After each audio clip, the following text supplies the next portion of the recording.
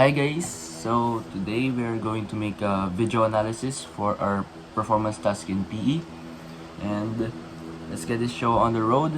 This game was recorded last 2 weeks ago, and ayun, sisimulan na natin ang ating video analysis. Let's start. So, ang first service ay magsa-start sa team ni Sean and Ellie. Kakampi ko pala dito si Bernie guys kasi di umaten si JV.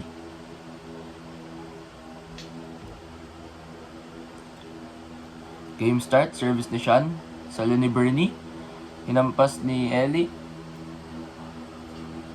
Nasa inside ng line, so net in yon. Service ulit ni Sean. Ang score natin ay 1-0 in favor of Team Sean and Ellie.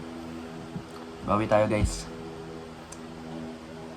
Di nasalo ni Bernie yung hit, and 2-0 na ang score. Lumalamang ang team ni Sean. Kita nyo naman sa video, larong-laro na ako, hindi pa ako nakakampas. Ayun, nakahampas na ako. Net in. I think it's a net in. Point namin. The score is now 2-1. Service ko. Salo ni Sean. Nasalo ko din. Hampas ni Sean, hampas ni Bernie. What a nice rally by the two teams. At hindi nasalo ni Bernie, sayang yun guys. Ang score natin today ay 3-1. Pabor pa rin ni na Ellie, service ni Ellie. Salo ko. Hindi natamaan ni Sean at ang galing. What a nice.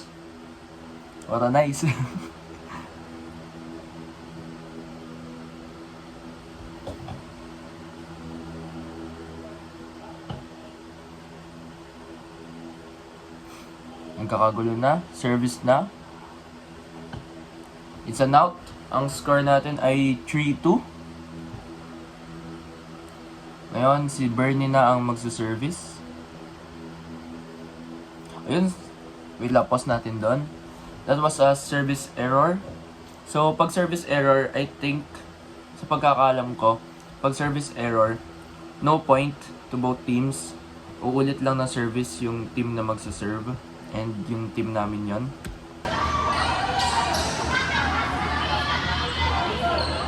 So, resume na ulit natin. Service ni Bernie. Hindi na sila ni Ellie, so point namin. I think the score is now all 3.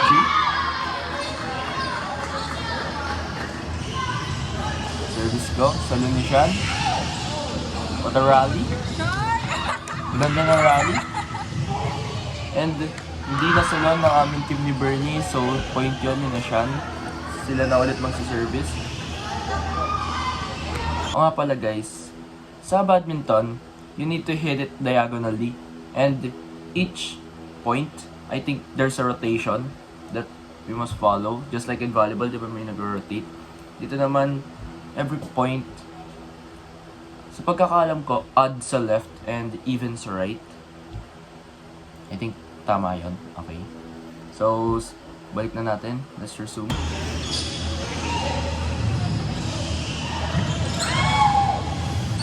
Okay.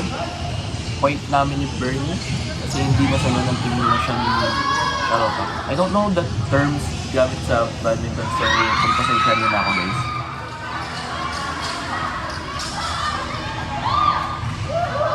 Okay, another in.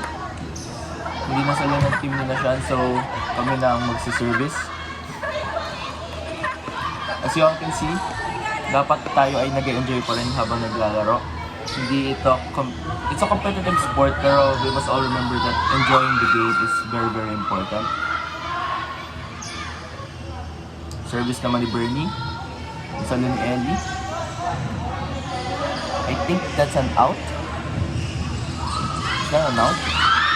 Yes, it's an out, so result namin.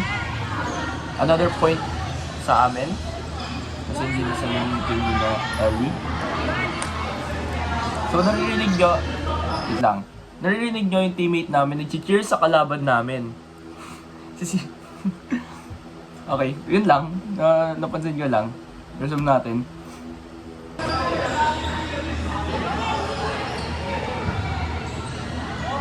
Service ko. Receive ni Ellie. Receive ni Bernie. Okay, nice rally. What a nice smash by Bernie. Point na namin yon.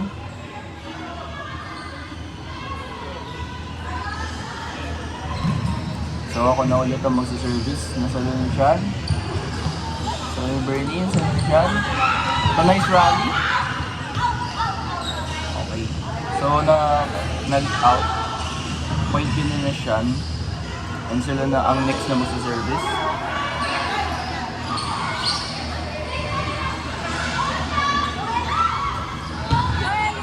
So ayun na, nakakailan na si Ellie, hindi din nasasali yung mga kampas ni Bernie. So kami na ang lumalaba ngayon. Service ni Bernie, Bernie siya. Nice receive. At ayun na nga, galing na siya doon. Napaslide kami dalawa ni Bernie.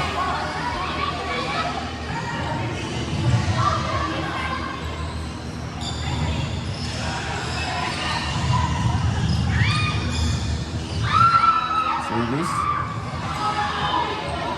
Okay, so ayun ay isang error galing sa akin. Tumama sa net. So service ulit na run and point to nila.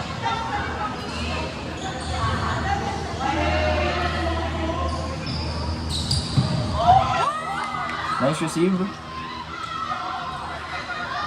Tuloy pa rin ang rally. Nice receive by Bernie.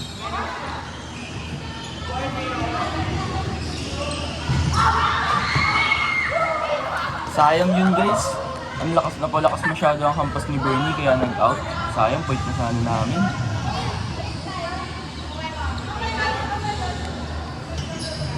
Napaka-intense ng laban natin today guys. Another rally. Ayun, napalakas na naman ang hampas ni Bernie. So, nag-out.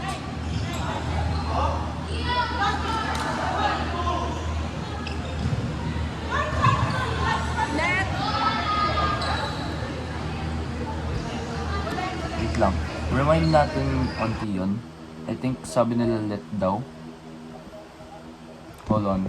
Ayusin natin yung camera. So, ayan, resume natin yung video. Ay, hindi, pause pala muna natin kasi ang pagkakarinig ko, let daw, ang sabi ng mga scorers. So, a let means the team Sean made a service error and yung team namin, in-attempt rin namin i-hit yung shuttlecock. So, that means point nila Sean and service ulit nila. I think. Yeah. So, resume natin.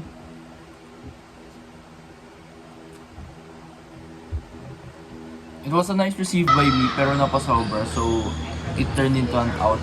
Service ulit na siya.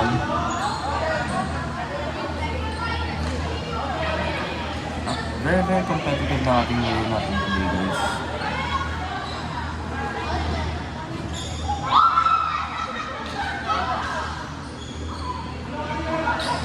A nice rally. And then error made by Sean. Tinamaan niya sa net. So point namin yung na Bernie.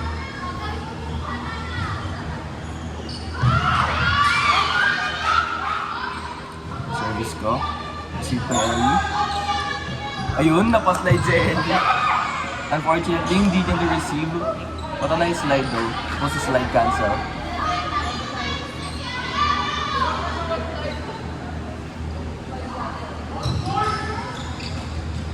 And yun na nga, si Sean naman yung dumadive.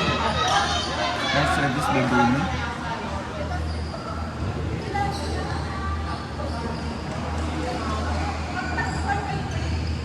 Service. Receive by Sean. At ayun, si Bernie naman yung dumive siya sa may net. Hindi ka na masira yung net. So, technical difficulties. Inaayos namin yung net kasi lumive si Bernie. Score nga pala nila siya nun guys. And ayun, nakikita natin si Aya and Eunice inaayos yung net dahil hindi na siya pumantay simula pagka-slide ni Bernie.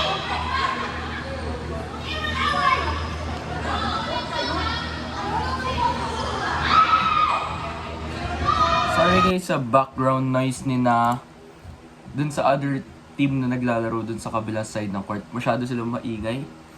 I hear some familiar voices. Napakalakas ng mga sigaw nila. And kami chill-chill lang. Mga OA and nonchalant nga naman. Okay, resume na natin yung game. Service siya, receive ko. It was in the line, so score nila siya nun. What an bad decision by me na hindi ko hinabol. Napaka-bias eh, no?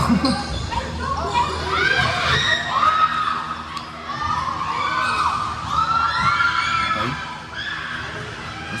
Service ni Shan. Rally. Slumide ako at hindi ko nasalo. Ang dami sumaslide cancel sa game namin ah.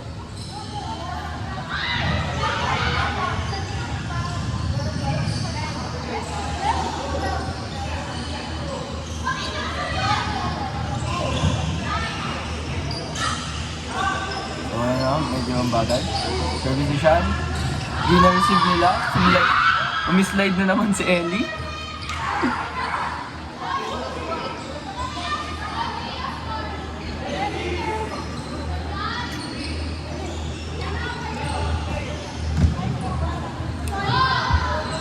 Service. Nice receive. Okay. What a nice rally.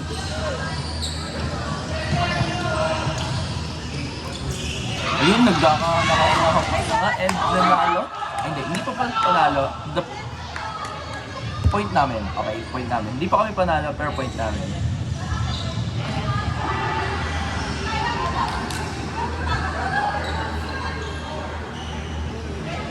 Service si Bernie.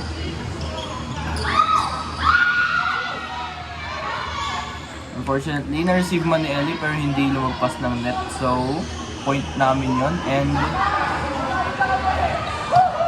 that is the end of the game. Panalo na kami. So, a brief summary lang sa game namin and magsasabi lang ako ng mga thoughts ko kung paano kami nanalo and kung paano mananalo ang other team. So, one of the key things kung bakit kami nanalo is the proper service and proper receiving. Maganda rin yung mga smashes namin na hindi nasasalo ng kalaban. So, I think that is one of the key things that led us to victory.